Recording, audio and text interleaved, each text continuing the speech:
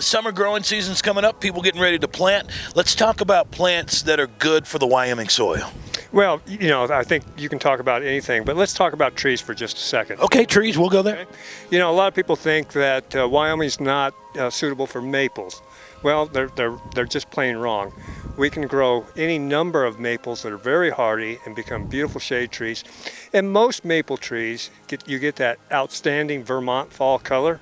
You know what I'm talking about? So not only do you get shade, but you get the beautiful colors. And, that's just one tree. And there are many others. We're thinking about the bur oak, hackberries, hawthorns, And of course, everyone's familiar with cottonwood trees. That is our state tree. Yes. But there are so many more, okay? What are some of the best colors? What are some of the best plants that people can get here in Wyoming? Well, let's start off with annuals. Of course, we've gone through winter. In fact, it wasn't but 3 days ago that I had a down coat on, It was cold.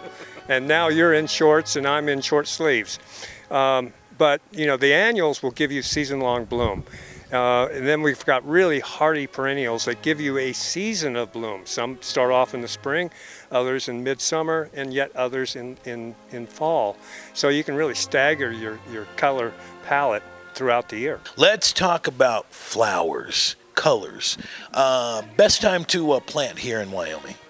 Once your risk of frost and freeze is over, there are a few things that can handle a little bit of cold snap. We're getting safe. Usually Memorial Day's a little safer. Just keep an eye out on extended nighttime temps. Okay, annuals, perennials, you suggest one over the other?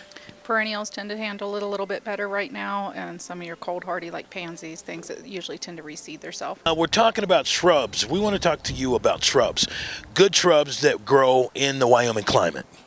Good shrubs that grow in the Wyoming climate are shrubs that are designed for this climate. So you would notice here in the store, there's plenty of shrubs to choose from. Which ones are appropriate for your home are specific to each plant and what you would see on a tag on that plant. So at the store here, you go and there's a tag that's going to indicate a climate, a region, and a hardiness of that plant. You want to look at that tag and make sure that plant is a survivor in this climate. There are some plants you would find here that might not be. You can create a microclimate for any plant that you would be growing in your home or that's shielded or protected in your yard that would change those factors, but you need to think in advance, where is that plant going to be planted at my home? Is it going to be exposed? Is it going to be drought tolerant? Is it going to be exposed to wind? Does it have a hardiness for a temperature below -27? Those are all things you want to consider to pick the shrub that's perfect for you, and then consider the place that it's planted, which might include soil, pH, exposure to sun. You might have a plant that has the hardiness that we want, but then you'd find in August that the sun is intense here with our altitude. That can be a consequence for a plant too. What would be a good plant to start with here in Wyoming?